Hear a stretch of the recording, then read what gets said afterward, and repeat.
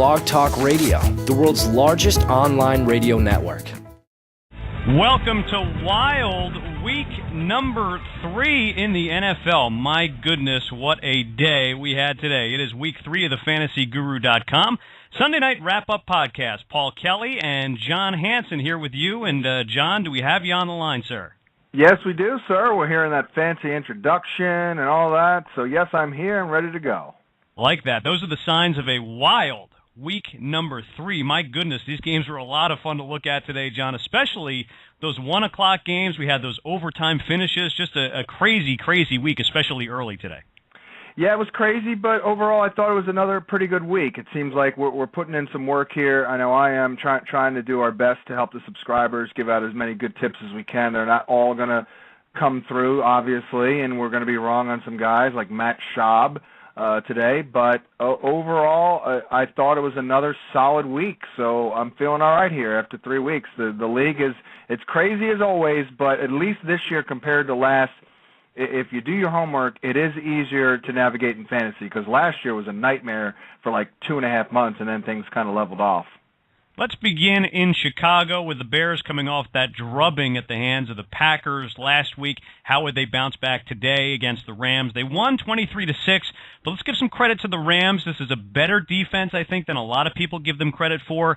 Bears on offense today. Jay Cutler completed 17 of 31 for 183 yards.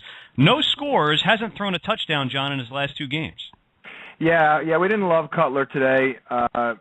Certainly gave some credit to the Ram D, as you mentioned. I think Brandon Marshall almost had a touchdown. A little disappointed that he didn't score, but he did get 5 for 71, not too bad. Alshon Jeffrey, by the way, I don't have the snap count in front of me yet. We'll get those tomorrow. But he could have had a touchdown. There was a play where it was a pass thrown to him. He gained separation again, and there was defensive holding on the play. So he's on the radar in a deeper league. I'm telling you, Alshon Jeffrey, I think it's only a matter of time until he emerges as the second most targeted wideout for the Bears. Matt Forte still out for the Bears. That meant Michael Bush was going to carry the load today. 18 carries, 55 yards, not great. Did get you the touchdown, but it was Khalil Bell who was carrying the ball late to close this one out, John. Yeah, I don't know what happened there. I'm going to have to check that out and watch the game, but I saw Bush a little bit early. He was running hard, didn't have a ton of room to run, so again, we give some credit to the Rams. Definitely liked Bush this week. We had him high. Thank God he scored. Because, look, when he's the guy, you got to rank him high because he can catch the football, help you out in the passing game, and obviously he's a touchdown monger. A little disappointed, but, look, it's not horrible. When your guy gets you, 12, 13, 14 points, not too shabby. Over for the Rams, the big question heading into today, was Steven Jackson going to play? He did go. He was active. He started in this game. He ended up missing some time in the middle of the game, but finished up with 29 yards. But in general, it's been rough sledding for Jackson so far this year, John. Yeah, he popped off a 13-yard run, and I thought he looked like dog dirt. I mean, he looked really slow on that run. Yeah. Granted, he's physical and all that and great, but geez, yeah, not so good. We kind of got this one, I think. We didn't love the Ram offense here against the Bears. They're a defense that you can move the football on, but when you lack the talent, it's tough, and they lack talent other than Danny Amendola, who thankfully got a little hot late because he was off to a really slow start. The Rams just don't have enough here. We love Sam Bradford, but they just don't have. He doesn't have enough weapons. The O-line not very good. They were up in his grill in this game from what I saw. And again, other than Danny Amendola, geez, I mean, Lance Kendricks, you got to throw us a bone here, Lance Kendricks. The coaches do something with this guy because if like I said on the radio on Friday, if you need 26 yards, start Lance Kendricks. If you need 27, look for another option. Next game up, Buffalo at Cleveland, and let's begin with the Bills, where the big buzzkill of the day, injury-wise, C.J. Spiller. Luckily, he got you a touchdown before he got hurt, but he did go down with the shoulder. What do we know about him right now? Apparently, the injury is not serious. It's serious is probably meaning weeks or a month, something like that. So I guess that's the latest. Chan Gailey somewhat downplayed the injury, but, boy, he was on his way to another huge game. He had a nice catch and run. The play he got injured on was called back. That was like a catch and run for like 25 yards. He had all kinds of room, man. He would have gone nuts again. So it's a real shame. But I go back to, 3 years ago, 4 years ago, when we were kind of pining for Tashard Choice to get an opportunity. He could for at least 1 week, maybe 2. I know Fred Jackson's way ahead of schedule here, but Tashard Choice, if Spiller obviously is out and Jackson's not ready, Tashard Choice is the pickup of the week at running back. Certainly serviceable, 20 carries. That's a little surprising. They do want to keep, Paul, I think, the ball, believe it or not, out of Ryan Fitzpatrick's hands. I said on the radio all summer that I thought he could throw 30. He's on a pace for like 42, 43. Yep. But they do want to take the ball out of his hands because he still does turn that ball over. No interceptions today, but he's still a little scary when he goes back to throw. Fitzpatrick, 8 touchdowns now in his first 3 games, and Stevie Johnson now with a score in each of his first 3. Yeah, and he gets open. He is always wide open right down the middle of the field, so he's looking great. I actually was sniffing a deep reach this week in Donald Jones based on my studies of the Cleveland Browns, and hey, I think I was on the right track. T.J. Graham scored, and Jones did have 5 for 42 on 6 grabs, but he's a low-end guy. You can't expect the world with him. It was a worthwhile reach. It certainly didn't come through. The only real buzzkill here was Scotty Chandler, certainly not a weekly starter, but a backup that you can utilize for sure if you need help, because not today, but he does get red zone looks. For the Cleveland Browns, the offense looked pretty good last week against Cincinnati. Today, back to reality a little bit, I think. Trent Richardson, 51 total yards, did get you the touchdown, which is great. You'll take it. But the passing game still in rough shape here, John. Whedon throws for 237 and a touchdown. But Greg Little, really the only receiver at this point that you'd be considering starting, especially in smaller leagues. He's only got 74 receiving yards on the year. Yeah, I don't know what happened to him in this game. They were getting other guys involved. I think what the storyline of the game for the Browns was they got the tight ends involved, and there wasn't enough for Little. Massaquoi got hurt. He made a nice play, a 14-yard catch that was actually almost a touchdown. He got knocked out, I think, like at the 1-yard line. Then he got hurt, but there wasn't nothing going on with Little here. From what I saw, he wasn't involved. Obviously, he only had 4 targets, so that's a concern. We felt a lot better after last week, but now we're back to, like, who the hell is Greg Little? I mean, can we ever use this guy? I would say at this point, no. Unless you're in a PPR, he's just not consistent enough to where you have some confidence. Now, in a deep league, tell you what, Jordan Cameron is a guy that they really like a lot. Very athletic. He saw 7 targets today, second on the team, 5 for 45. That's not great, but he played a lot because Alex Smith was hurt. Ben Watson was also active, oddly enough, but he only had 4 for 15. Again, deep league, keeper league especially, Jordan Cameron is someone to watch because they really need to get the tight ends involved in this offense. Next game up, Tampa Bay at Dallas. Cowboys win it ugly, 16-10. And for the second week in a row, John, this Cowboy offense just isn't clicking on all cylinders here. Tony Romo goes 25 of 39 for 283, decent yardage numbers, but no touchdowns today. The only touchdown on offense for Dallas was DeMarco Murray, who got his first TD of the year, but he runs for just 38 yards on 18 carries, so things clearly just not in sync here with the Dallas offense. Yeah, and I think it's the one thing we talked about in the preseason that we were concerned about was the O-line. I think it's the offensive line. It stinks up the middle. It's not very good at all. So that is a concern. Really surprised that Murray didn't do more than he did, and they continue to just not take advantage of what he has to offer as a receiver out of the backfield. Now, he did score, so he got you 10. In a PPR, what did he get you? 13, 14 points. That's not bad. That's not bad. You'll take it, but he doesn't score a ton of touchdowns. They don't run for a lot of touchdowns in Big D. I'm a little worried about it here. 2.1 yards a carry. DeMarco Murray is a lot better than that. Miles Austin continues to step up a little bit, although he left the game, so injuries are still a problem. And then Jason Witten was the big guy here. Like, what the hell happened to Jason Witten? We got to give some credit to Tampa's D, but overall, Paul, very disappointed in the Cowboys because Romo in the past really had Tampa's number, and obviously they got lit up. It was in Big D. We were expecting a lot more than this, so we come away feeling a little underwhelming here for the Cowboys.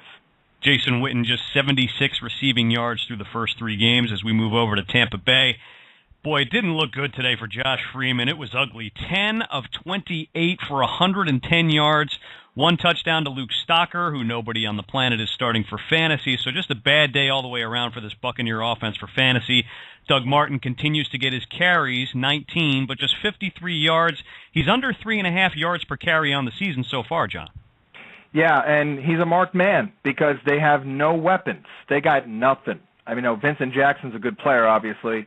Mike Williams, I kind of thought he'd be a worthwhile reach this week, and I think I was on the right track there because Vincent Jackson was contained. That was my angle. I thought Vincent Jackson was probably going to get contained, which he did. Freeman missed him for a couple of completions that I saw, but the problem is Freeman is just not very good. He has got scatter shot accuracy. He's just not a very good quarterback right now. So Tampa's, and I'm a little worried about Martin too. Again, he's great, but against a good defense, and I would call Dallas a good defense, it's concerning because they're just going to stack the box against them, and we'll see what we saw today. I can almost envision this stat line coming down the line here. 19 for 53. I'm going to look at what I gave him. Obviously, I gave him a little bit more than that. Yeah, I gave him 20 carries for 69 yards. That's not great, you know? Yeah. So I kind of saw that coming, but again, no action here in the passing attack, too, for Doug Martin. 2 for 21 is not awful, but I would expect to hope for a little bit more from him. So, again, this is another team that I'm worried about. Vincent Jackson caught just one of his 7 pass targets on the day. As we move on to Jacksonville and Indianapolis, actually a pretty exciting game here as the Jags won at 22-17. So let's start with them. The offense all about MJD again today. 28 carries, had the long 59-yard touchdown run, finished with 177 yards on the day. Just a fantastic matchup for him, and he always seems to kill the Colts, John. He does, and I asked him about it, and he said he's just very comfortable with them, and he's very familiar with them. He knows the scheme now. It's a new scheme, too, yet he still did it. And Pat Angerer's been out, and he's a pretty good linebacker, and Dwight Freeney was inactive. And you got to love MJD. I mean, the guy's unbelievable, 177 with a touch. And not really as involved in the passing attack as we'd like to see, but we're fine with it when the guy gets 28 carries here. Obviously, it was ugly otherwise, though, other than that late flash play by Cecil Shorts. What an amazing play, 80-yard touchdown. Now, I don't know if you want to pick him up, but I did kind of half-jokingly tweet about 4 weeks ago that once LaRon Robinson gets hurt, Shorts may be worth picking up on the waiver wire. Of course, LaRon Robinson got hurt, and Shorts has an 80-yard touchdown. But the problem that I have with them is that they need speed. They need a downfield guy, and I don't think that's Shorts. So Justin Blackmon, by the way, is still MIA for the Jacksonville Jaguars. So basically, we're back to square one for now. You're avoiding everyone on the Jags other than MJD.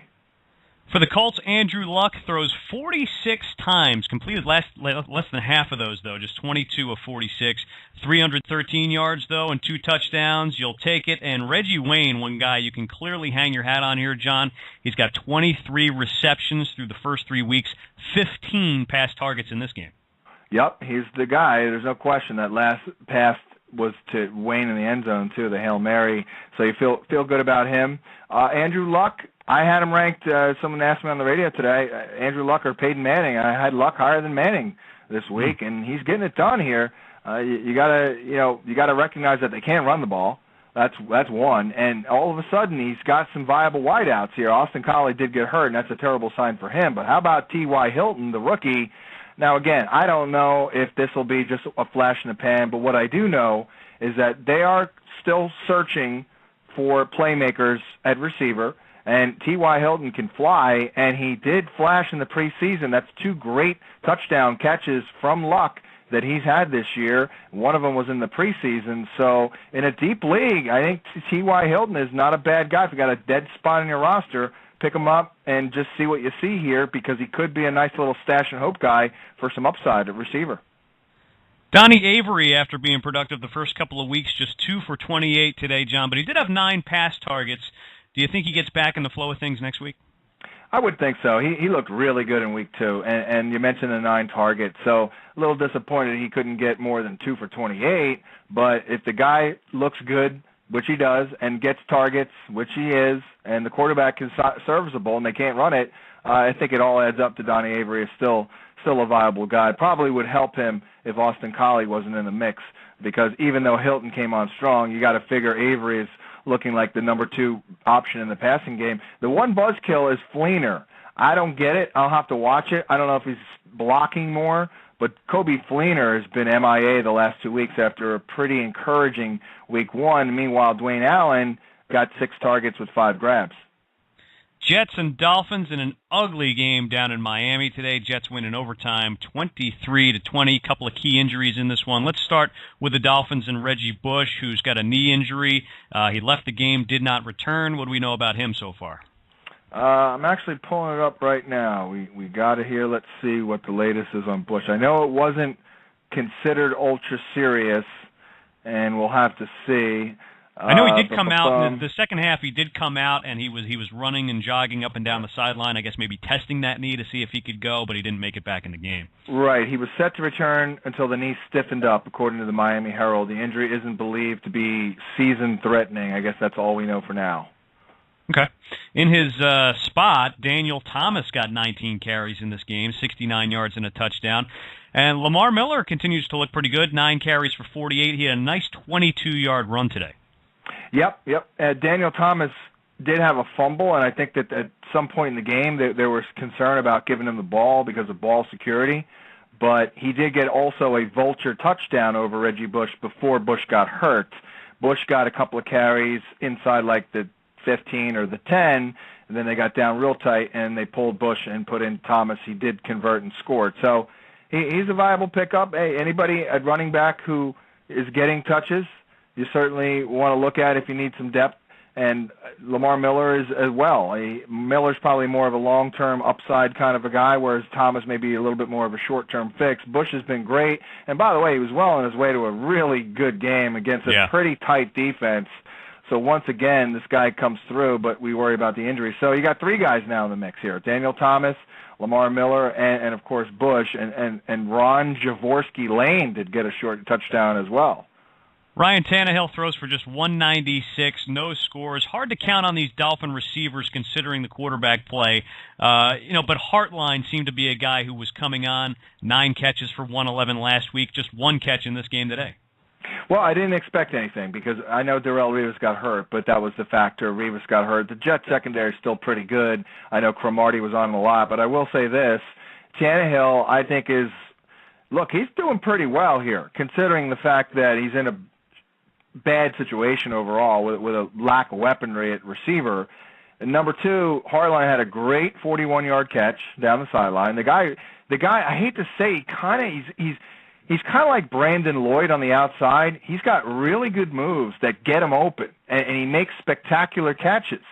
And he had a really nice one for 41, and he, by the way, just missed a touchdown. So I'll tell you what, if he's still out there, pick him up, and I think you can use him in a deeper league. He is the guy for Ryan Tannehill. Jets offense was ugly today, especially a few times in the red zone down close. They really had some issues. Sanchez on the day, though, ends up coming through for fantasy with 306 yards passing and a touchdown to Curley. But Santonio Holmes scored a TD last week, 9 catches for 147 today. He seems to be the one guy you can kind of sort of rely on in this Jets offense. Yeah, I think that's a good way to say it. I don't have a ton of confidence. I liked him this week, actually. I had him on my reach list and all that, and certainly came through. I just didn't think they'd run the ball very well against Miami, which was the case.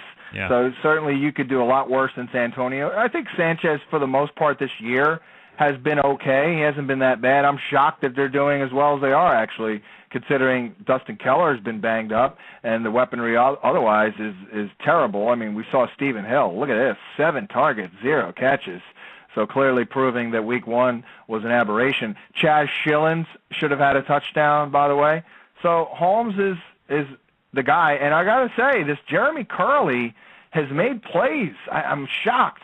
He's made some big plays in 3 weeks here. So in a deep league, geez, he may be worth the pickup. But I think the story of the game continues to be Bilal Powell. Now, maybe I'm going crazy here, but Bilal Powell looks slimmer to me this year, and he runs better in green. He's a lot more, I guess the fair word is dynamic, because compared to Sean Green, Paul, you're dynamic. But Bilal Powell, I mean, he averaged 4.5 a pop.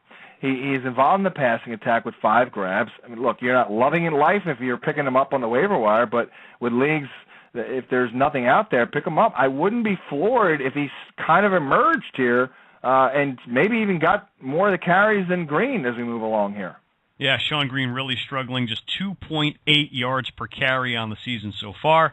Next game up, upset of the day. 49ers lose their first game in Minnesota, 24-13. Let's start with the 49ers offense, and Alex Smith throws his first INT in 9 games, John. He finishes with 204 yards, the TD to Vernon Davis, who now has 4 touchdowns on the season so far. But outside of that, not much happening here today.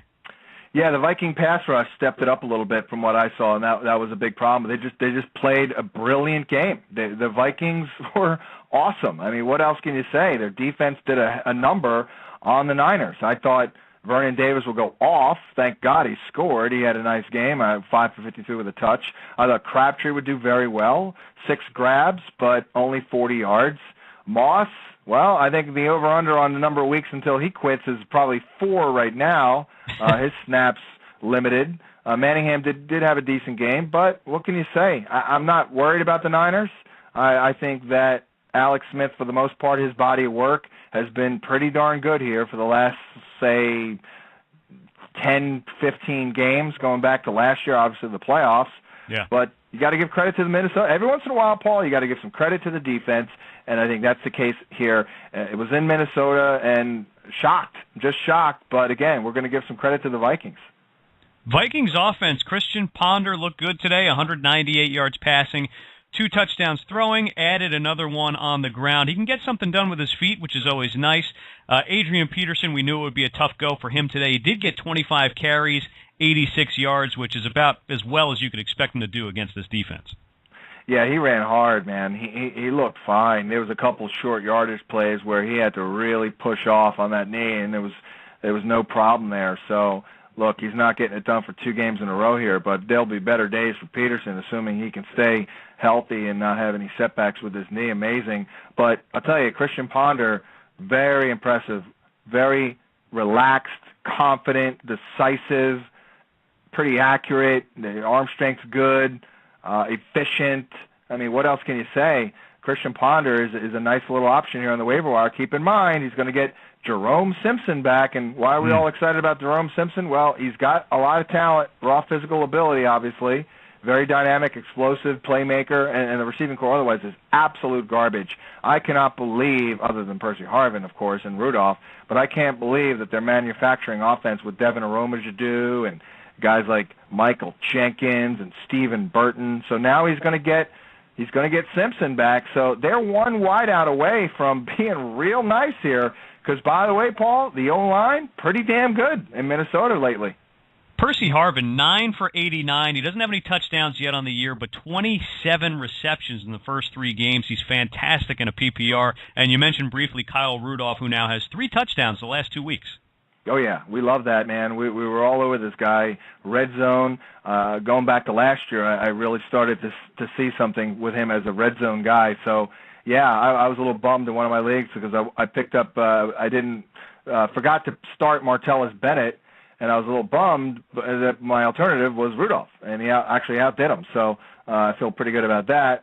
And you feel good about it if you have him because, again, as we said all year, he's the number 2 option in the passing attack, red zone guy all the way. Because keep in mind, Percy Harvin's not a very good red zone guy.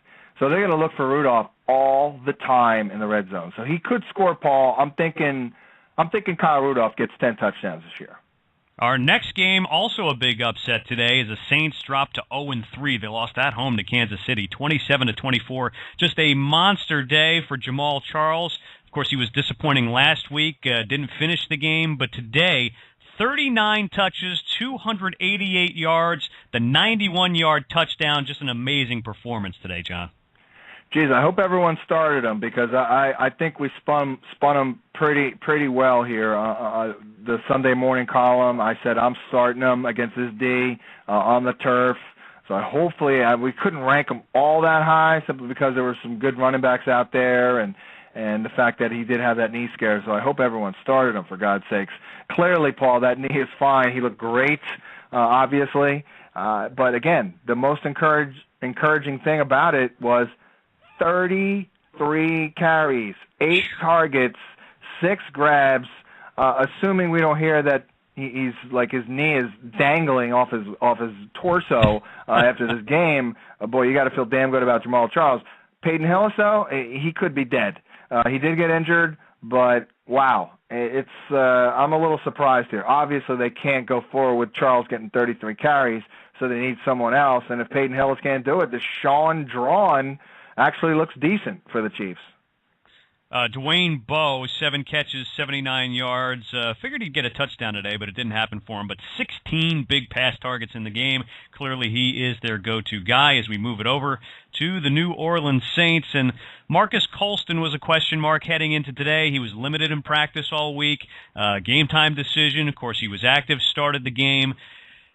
3 catches, 40 yards. He has just 160 yards through the first 3 games. Are you concerned about him at this point? Yeah, well, we knocked him down to 24 at wide receiver. I didn't know how far down we could go because the matchup was so darn good, and you are talking about the Saints. So, yeah, I think we are absolutely concerned. Put it this way. You would think he'd be the ultimate buy low candidate for the trade article. I can't do it. He's not going to be in the article because of this foot problem. So it's definitely time to be concerned for Marcus Colston. They're 0-3. Things are looking ugly here. They'll obviously keep it together with Breeze, but their passing options are somewhat limited here. This is going to disrupt the entire offense. Could be good news for Lance Moore, who I did like this week, and he had a touchdown. He actually should have had 2. He just missed the second. But, yeah, I'm absolutely concerned about Marcus Colston. Darren Sproles, 13 catches last week and had no carries in the first 2 games. Then today, no catches, but carried 7 times for 62 yards. It's hard to figure out what's going on with Darren Sproles, but it's very odd to see him not have a single reception in the game. Yeah, but I'll tell you who the most consistent guy here is. It's Pierre Thomas. Pierre Thomas just missed a touchdown in this game. He had 6 targets, 4 for 55. Very quietly, this guy gets it done. And meanwhile, you can't count on Mark Ingram. I know Mr. Caplan, I don't want to throw him under the bus, but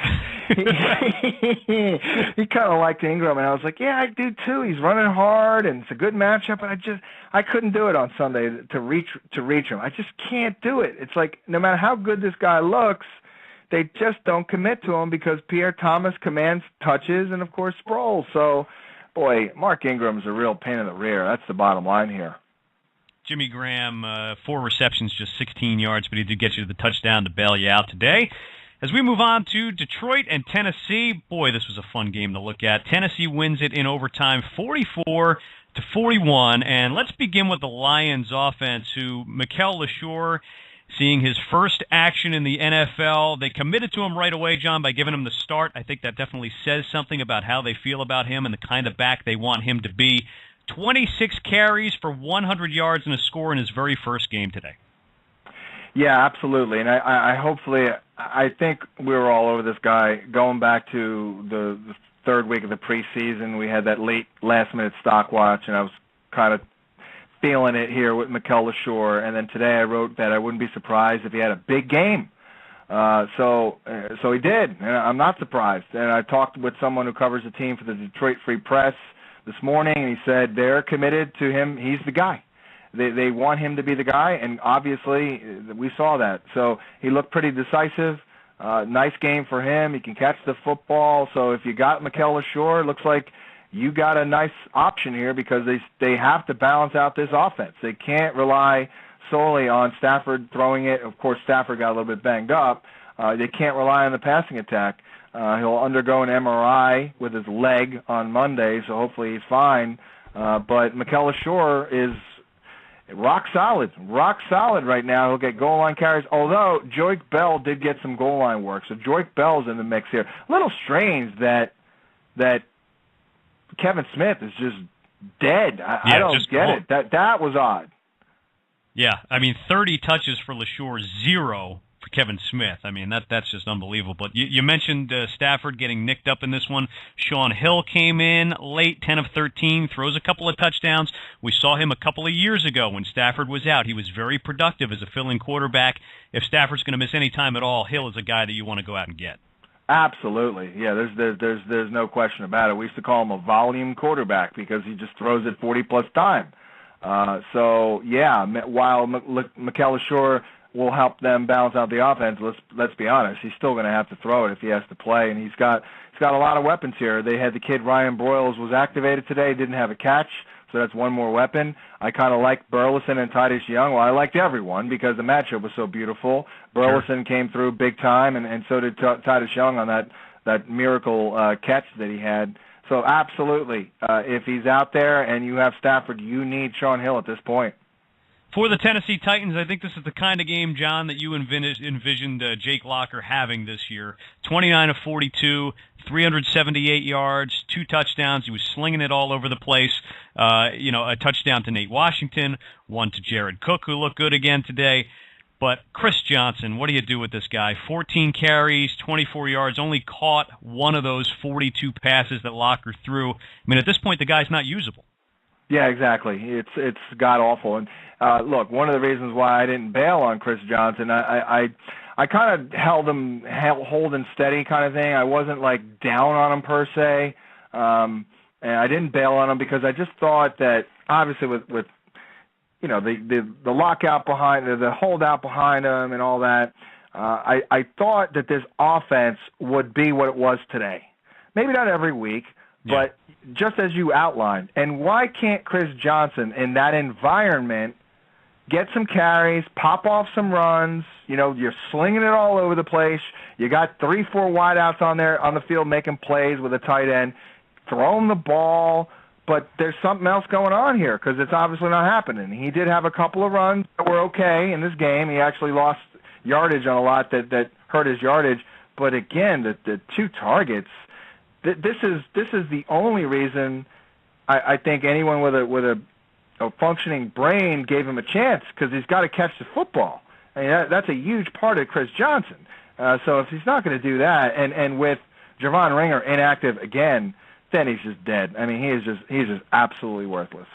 Jared Cook and Kenny Britt both got nicked late in this one. Do we know anything about either of their situations right now? Let's see here. Don't know. Cook, shoulder, MRI on his left AC joint. That could be a separated shoulder.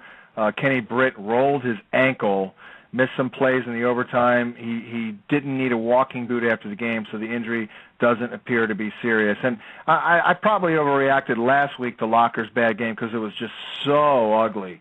But as you mentioned, I mean, this is what we're looking at here with Jake Locker. Now, again, I made it very clear that he's a work in progress, but you saw what he can do. And how about Nate Washington? I mean, it's just unbelievable. So here's what we know. If Nate Washington is out there, then you can consider Jake Locker. If Washington's out, then forget it. I mean, it's amazing. But Britt was more involved as we thought, and what a good sign to see Kendall Wright still involved. So now you get Wright, Britt, Washington, hopefully Cook. Damian Williams made some plays. And by the way, not only can Locker run and augment the fantasy value that way, 35 yards on the ground, the O-line is really good in pass protection. They stink for the run, but boy, they can protect Locker. Cincinnati and Washington put on an entertaining game as well today. 38-31, Bengals win it, so let's go ahead and start with them. Dalton at quarterback, 328 yards, 3 TDs. He's putting up numbers in this offense, John, averaging 289 yards and a couple of scores every week. And clearly A.J. Green is the guy. We know that. But another guy who seems to be making a lot of plays in this offense, or seemingly at least one notable play every week, is Andrew Hawkins at wide receiver. Yeah, it's amazing because all summer I was worried about this receiving core and their lack of quality options and depth and experience, and here they are. I think statistically they may be one of the best, so it's just amazing stuff here. I don't know if they'll be able to keep this up, but geez, Dalton, huge game here, taking full advantage of those injuries for the Redskins and that shaky secondary. Of course, A.J. Green got 73 of his yards from Mohamed Sanu, so you got to feel great about A.J. Green, who right now is outdoing Julio Jones. And how about Gresham? I guess we shouldn't have totally kicked him under the carpet after 2 games, but it was so ugly. Now, hopefully, this is what you needed to do with Gresham. If Martellus Bennett, Dennis Pitta, or Kyle Rudolph was an alternative, drop him like a bad habit. But if you're in a deep league, hopefully you held on to the damn guy because there was a reason that we were pretty high on him, and finally he showed up in this game, 7 targets, 5 for 64 with a touchdown. That is exactly what I was looking at with Jermaine Gresham. First 2 games, very ugly. Body language was bad. I saw early in the game, all of a sudden, he looked. The body language was good, and lo and behold, he gets it done here. So hopefully, if you don't have a good guy like a waiver wire guy like a Bennett or a Rudolph, you held on to Gresham because he's clearly still viable. For the Washington Redskins, it's all about RG3, and he gets it done for fantasy again today. 221 through the air and a touchdown. 12 carries, 85 yards and a touchdown on the day. And he's got over 200 yards rushing in 3 games. He's got 3 rushing touchdowns through 3 games. But heading into this one, Pierre Garçon was a question mark. He ended up not going. So who would step up? Turned out to be a guy who we've been a little frustrated with because he hasn't been a big part of the offense so far, tight end Fred Davis, who came through with 7 catches and 90 yards. Yeah, I actually kind of liked him this week. I had him ranked higher than Gresham, and I had him ranked higher than like Heath Miller. So I'm not saying I loved him, but I kind of had a gut feeling that he would do something here with Garçon out. I don't really know what else to equate it to. So he's among the living. That's certainly a good sign. 7 targets, and he catches all 7. So that's absolutely a good sign. But, man, how about that RG3? I was worried because once we saw that Leon Hall was out, I was like, that's it. I'm moving him up, and we had him ranked really high. I put him over Roethlisberger, I believe, who we loved. I put him over Romo. I put him over Tom Brady. And then for a while there, I was like, oh, boy, this don't look good. But how about the running for RG3? He is a gazelle out there, and he seems to avoid injury pretty well here. He's like made of rubber. 85 yards rushing, short yardage, and he gets a little garbage time production too, 222, 221 and a touch. So once again, you keep starting him until he proves you wrong for doing it, and hopefully he'll get Pierre Garçon back. Alfred Morris continues to keep his stranglehold on the Redskins running back job, 17 carries, 78 yards, and another touchdown this week. As we move on, in Arizona, the Cardinals made the Eagles look bad today, 27-6. Kevin Cobb gets the start against his former team. Throws for 222, a couple of scores, and Larry Fitzgerald finally busts out. 67 yards combined in his first 2 games, catches 9 today for 114 and a touch. Yeah, I mean, we didn't love him. I had him at like 17. It was tough to go all in on him, but he was a great buy low candidate, and he was kind of splashed on the homepage this week with the players to trade and trade for. He's just too damn good to be held down, and he commands the ball, obviously. And you know what? Cobb has been okay. He hasn't really been that bad. So and this is 2 games in a row now. He's totally destroyed the Eagles. The other thing, too, was the matchup. That was a little scary, and he put up big numbers against them last year. But, you know, the Eagles secondary may be the weakness of their defense because Nnamdi Asomugha is not playing very well. Dominic Rodgers-Cromartie is kind of okay, but just kind of there, and their safeties may not be that great. So you certainly feel good about Larry Fitzgerald if you have him, and the offense went through him. The other story of the game here was Ryan Williams because finally, we saw, granted, it's only week 3, we saw, I think, maybe a little bit of a coming-out party here. Beanie Wells, I think he's potentially has a turf toe issue. Ryan Williams still rounding into form. Still, I worry about injuries with this guy, but he started to get real hot late. He popped off a really nice 25-yard run. So maybe you got something here in Ryan Williams. This is kind of what we thought would happen. It's kind of playing out all exactly as we thought. People were just going crazy after 2 games, but good news for Ryan Williams if you have him. Do not let go of him and pick him up off the waiver wire if he's been dropped. For the Eagles, Jeremy Maclin did not play in this game. Clearly that affects Michael Vick, who finished completing less than 50% of his passes this week, just 217 yards, no scores. He has only 3 touchdowns on the year versus 6 interceptions. Yeah, I kind of saw this coming. I wrote about it today. It's going to be ugly.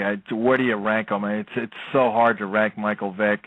You know, last week he was looking scary, and he had a brilliant game. So I think we had him at like 10. I think we had him lower. I think, though, if you take the other 2 quarterbacks from Thursday, I think we had him at 13 going into the week. So maybe our subscribers were able to bench him. But he's a tough one. He's absolutely a tough one. Took a ton of shots. And remember what I said last week. Brent Selleck is the key to their whole passing attack. Obviously, no Macklin was huge, but they got to get Selleck the ball, and it looks like the Cardinals did a good job against Brent Selleck, and therefore the entire passing attack came up a little shy here. We kind of felt that way too about Deshaun. I think against a good defense, if Macklin's not in there, you got to worry about Deshaun Jackson, who saw a lot of Patrick Peterson today. Next game up, Atlanta and San Diego, and this one was really lopsided. 27-3 for the Falcons. Matt Ryan continues to play extremely well. 30 of 40 today, 75% for 275 yards, 3 more scores. He's got multiple touchdowns in each of his first 3 games, John. Yeah, and I don't want to throw him under the bus for how he's been great, obviously, and certainly we gave him plenty of love this summer. But I gotta say one thing though, the MVP talk and all that, they haven't really faced off against a good defense yet. So, and we thought the Chargers were doing well through 2 games, but we brought up that they weren't challenged, and they got challenged in this one, and they really dropped the ball. So yeah, you're loving it here with Matt Ryan, and obviously Julio, who got hurt with his hand, then he came back and scored, thank God. But yeah, Matt Ryan, I think will have. I don't think they're going to roll over everyone. Put it that way. I think they will have some rougher games. But the good news is, in their division, they should do well against Carolina. They should do well against New Orleans, and they should do relatively well against Tampa Bay. So I'm not even looking at their schedule now. So maybe they don't have any shutdown defenses. But certainly, you're feeling damn good. And even Michael Turner scored, for God's sake. So man, things must be going well in Atlanta. Yeah, Michael Turner scored 2 weeks in a row now, 80 yards on the day. And talk a little bit about Jacquizz Rodgers, who touched the ball 15 times here, 67 yards, scored a touchdown. And he was the guy actually at the very end of the game who was closing it out, getting those carries late in the 4th. Yeah, the only problem I have with him, because we liked him a lot going into the summer, the only problem I have with him going into this one was he didn't do anything. He literally did nothing in 2 games. So I'm like, okay, well, I like him. We like him. Pick him up if he's out there for depth, but I don't know how you start him until he actually does something. Well, he's actually done something. So now I think you can roll them in a deeper league, like a 14-team. He's a perfect flex in a 14-team league or in a 12-team league if you have bye-week issues. So, again, 5 grabs, 35 with a touch, and 10 carries. This is pretty much what we kind of were hoping for Jacquizz Rodgers in terms of the usage. Tony Gonzalez caught 9 in this game. He's got 21 receptions through the first 3 games. As we move it over to San Diego, and Ryan Matthews made his 2012 debut today, touched the ball 15 times, 76 yards, did not score. Obviously, nobody did for the Chargers today. Outside of Matthews getting some decent yardage, really not much to report here. Yeah, it was not a good day for Phil Rivers and the offensive line and the offense as a whole. Gates just missed a touchdown. We don't know what's going on with Gates. I got to watch that game. Had a chance to score, but you're really disappointed here. 3 for 22. I'll tell you, if you have Martellus Bennett and Gates, or even Kyle Rudolph and Gates, maybe even Dennis Pitta, who scored here tonight, Sunday night, and Gates, you may want to try and just trade Gates while his value is. I do think he'll be in decent shape here and he'll have some solid games, but clearly all those beautiful vibes in the summer, I don't think he's going to reach the expectations that were raised because of those vibes. Next game up, Houston and Denver, and the Texans. Boy, they continue to look great, John. This game wasn't really as close as the final score would indicate. 31-25, the Texans win it. But let's start with the Broncos offense, who I don't know that anybody's had a tougher opening 3 games than the Broncos have. Pittsburgh, Atlanta, and then Houston today. So if you've got Peyton Manning, look, you had to throw 52 passes in this game. For fantasy, he comes through again, though, 330 yards, 2 touchdowns. Unfortunately, they went to Stokely and Dreesen, 2 guys you're not using. But if you have Peyton Manning, it's going to get a little bit easier for him. It's going to get a lot easier. Looking at the schedule, I was tweeting that last week when they were playing on Monday Night Football. I don't have it in front of me again, but it's pretty darn good here. And it's a work in progress. I think mentally Manning was just off last week, and physically he was off too. It looked a little bit better in this game from what I saw. Demaryius Thomas had an ugly game. He failed to get his foot down for a potential touchdown, and then he just missed another touchdown. Lack of timing, lack of continuity. So it's tough. It's a week-to-week situation here. I said, I think last week, that I felt that Thomas was getting by purely on his elite athleticism, which I think is fair, because week 1 he had a screen pass, he took 70 yards. Week 2 he had a brilliant touchdown reception. Week 3, some of his flaws were exposed, but he almost scored, like I said. You're probably going to start him every week. And I did, while I ranked him fairly high, because you had to, and he should have scored, I did kind of like Decker in this game based on the matchup. And Decker's not perfect either. He should have scored a touchdown. Dreesen's touchdown was through Decker's hands. He should have scored a touchdown. I'm not feeling great watching Decker play, but look, people who are looking for bridges to jump off of, you absolutely feel better. Granted, he threw it a lot, but you feel better about 11 targets and 8 grabs for 136 for Eric Decker. So I think slowly but surely, when the matchups are better, Decker's got to find the end zone, but I think he's going to be okay. Willis McGahee, just 12 carries for 36 yards in this game, though he did get hurt in the third quarter and did not return.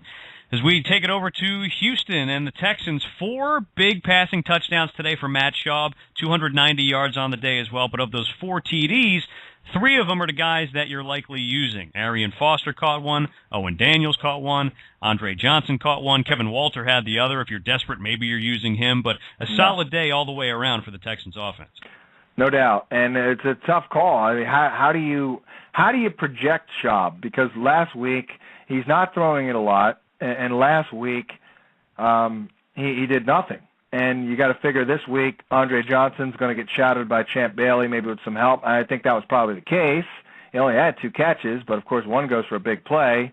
So Schaub, I was wrong. We were all wrong. I don't know if anyone. I just don't feel comfortable with him on this team right now and saying, okay, unless they're playing a really great offense to where they're probably going to have to throw it to keep up. If they're playing Green Bay, yeah, I'm fine with it. But otherwise, it's a week-to-week deal with Schaub. He is a tough one here because no one could have predicted 4 touchdowns and 290 on the road against a pretty good Denver defense. But that's what they do. They run the ball and play action, and they take the shots. Some weeks they hit, some weeks they don't. Well, this week they hit many times.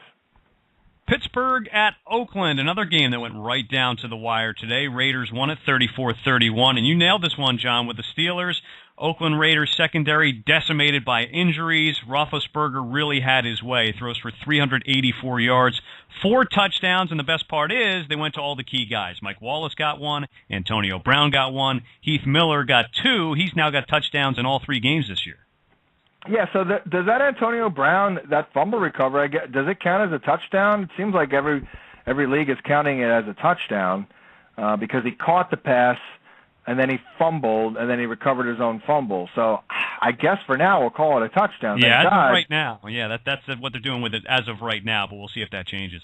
Yeah, 787 otherwise is still pretty good, though, in a PPR. Yeah, that was an easy call. I'm not going to take any credit for that because the Raiders secondary is god-awful. But thank God Big Ben came through, 384-4. We had him very high. Wallace we had very, very high. We had both Brown and Wallace in our top 5, I believe, close to it, top 7. So, yeah, it's nice to see when something is looking like it should totally happen on paper. It is nice to see it actually transpire here. The other thing I'd mention is if Mendenhall's on your waiver wire, I'd pick him up because it's not happening. Jonathan Dwyer, yeah, I got on him somewhat late because he was seriously pushing Redmond, but I was never really like this guy, Dwyer, and he's dead. Redmond is just kind of stuck in the mud. Mendenhall's moving around pretty well in practice. I'm telling you, he's going to get 15 carries if he's up for it every week. Almost back to the old role for Mendenhall because Big Ben took some hits here in this game yet again. They got to run the ball, and Mendenhall is on the mend, so to speak, bye week this week, so he's going to play week 5. You can mark that down. For the Raiders, Darren McFadden had that long 64-yard touchdown. He finally busted one today, finishes the day 18 carries, 113 yards, and a touchdown, which is certainly much better than really you had a right to expect him to do against this Steelers run defense. Carson Palmer throws for 209, 3 touchdowns. Nice to see Denarius Moore get one. Darius Hayward-Bay got one, and, of course, the very scary injury with Hayward-Bay had to get carted off, which, of course, you hate to see. Do we know anything about his condition right now? I mean, other than he's taken to the hospital, the neck injury, no one knows. I mean, we know he gave the thumbs up as he was carted off the field because it was looking pretty scary there. Carson Palmer, geez. I put him on our sleeper list, values list, going into the preseason simply because he was getting drafted so late. I actually wasn't sold on him. And I'm watching over the last couple of weeks. I'm like, crap, I should have taken him off the list. But he's put up numbers. It's amazing. I don't know how the hell he's doing it because the passing attack doesn't look all that great. But you did mention Denarius Moore. Now, I don't think this is an ideal environment for him. Ideally, he's playing with Jacoby Ford in the slot, Hayward-Bay on the outside, split end there, possession type of role, Jacoby Ford a threat, running the ball with effectiveness, and then he's your deep threat. That's his deal. But we'll take it. 10 targets we'll absolutely take. Palmer is very comfortable throwing it to him. He did score, so we've been pushing him all year, and we're still pushing him. Not a bad third receiver. It's kind of hard at this point still to totally rely on him, but Palmer is putting up numbers. As for McFadden, hell, you will absolutely take that because we all know that the zone blocking scheme has been a struggle here, and if you can do that against Pittsburgh, that's a good sign. But here's the other thing. I'm a little disappointed in the receiving because he's done diddly the last 2 weeks, but the bottom line is Darren McFadden is healthy. So start him every week, take it, whatever he does, and just live with it and just ride this thing out here because guess what? The matchups are going to be better. He's got KC twice. He'll kill them. He's got Denver twice, and he's been a notorious Bronco killer. And he's got the Chargers twice, and as they showed today, their defense isn't all that great. So that's 6 games in the division upcoming that are good matchups for McFadden. Tight end Brandon Myers, John, led the team with 55 receiving yards today. Week 1, he went 5 for 65. Last week, caught 6 for 86, caught 4 for 55 today. This guy kind of came out of nowhere, and he's surprisingly relevant so far. Yeah, I've seen the light here. I had him as a reach this week. The bottom line is it's kind of related to what I said with Denarius Moore. They're not necessarily really operating under ideal circumstances here with their receiving core. So they absolutely need some help. And right now, Brandon Myers is giving them the support they need. So, yeah, in a deeper league, he's viable. As we're doing this right now, John, the Sunday Nighter is going, the Patriots and the Ravens. Patriots got out to an early lead. They still have a lead 20-14 right now. Tom Brady has 214 and a touchdown to Julian Edelman. And a lot's been made of Wes Welker and what's his role in the offense. Is he being phased out? He looks pretty active so far tonight. Edelman? Or Welker? Yeah, I know, because I'm playing against you in our league here. I'm in a league with you. I'm 0-2 after a upsetting loss last week, Paul. So I gotta win here. So maybe you could you lay down for the rest of the week here and let me. I think you've got it. I need a big second half here from Gronkowski. I don't know that it's going to happen. Yeah, well, at least you threw me a bone there because I can't be 0-3 in that league. Although we all know that there were extenuating circumstances during that draft. But anywho. Edelman's a factor. Obviously, he is a factor. So while, I feel okay about Welker with 96, the fact that Julian Edelman has more catches and a touchdown, Paul, that's not good. Yeah. That is not good. How about Brandon Bolden vulturing a touchdown early in this one? 1 carry, 2 yards, and the touchdown. Here we go again. I think it was the right thing to do to back Stephen Ridley. The kid looked really good. I don't know what the hell's going on here. I don't know if Ridley said something about Belichick's family and practice. I don't know what's going on here, but it's not good. Woodhead continues to get carries. Brandon Bolden with the vulture job. So here we go. So now we got to back off Ridley, and now every week we got to worry, is he going to get the ball? Yeah. Quickly for the Ravens, Joe Flacco has 184 yards, a couple of scores as we're doing this. Jacoby Jones just caught a ball. I don't know if he's in or out on this one. I think he's out. Is he somebody who should be on the radar at this point? He's playing well, and they need help. They absolutely need help. In a deeper league, I think he could do worse because he can run. He's seemingly playing at with more confidence and focus in Baltimore, and he's always been a pretty good red zone guy. Yeah, I think you could make the argument that he does deserve to be on the radar. All right, you guys, that's about it. Tomorrow night, you got the Packers, you got the Seahawks, and we are just about done. For John Hansen, I'm Paul Kelly. This has been Week 3 of the FantasyGuru.com Sunday Night Wrap-Up Podcast. Good luck the rest of week number 3. Blog Talk Radio, where millions of hosts and listeners gather.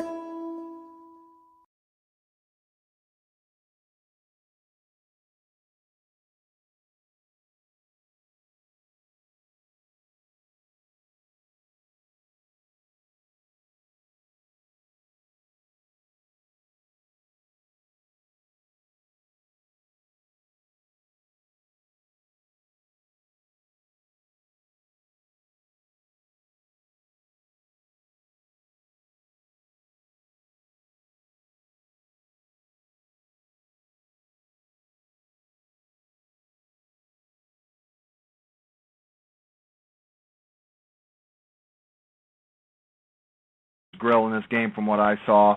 And again, other than Danny Amendola, geez, I mean, Lance Kendricks, you got to throw us a bone here, Lance Kendricks. The coaches do something with this guy because if like I said on the radio on Friday, if you need 26 yards, start Lance Kendricks. If you need 27, look for another option.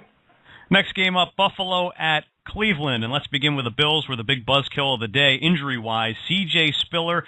Luckily, he got you a touchdown before he got hurt, but he did go down with the shoulder. What do we know about him right now? Apparently, the injury is not serious. It's serious is probably meaning weeks or a month, something like that. So I guess that's the latest. Chan Gailey somewhat downplayed the injury, but boy, he was on his way to another huge game. He had a nice catch and run. The play he got injured on was called back. That was like a catch and run for like 25 yards. He had all kinds of room, man. He would have gone nuts again. So it's a real shame. But I go back to 3 years ago, 4 years ago, when we were kind of pining for Tashard Choice to get an opportunity. He could for at least 1 week, maybe 2. I know Fred Jackson's way ahead of schedule here, but Tashard Choice, if Spiller obviously is out and Jackson's not ready, Tashard Choice is the pickup of the week at running back. Certainly serviceable, 20 catches. He was running hard, didn't have a ton of room to run. So, again, we give some credit to the Rams. Definitely liked Bush this week. We had him high. Thank God he scored.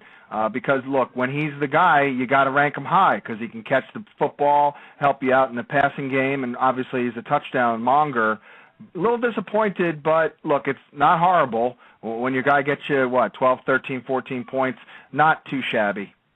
Over for the Rams, the big question heading into today, was Steven Jackson going to play? He did go. He was active. He started in this game.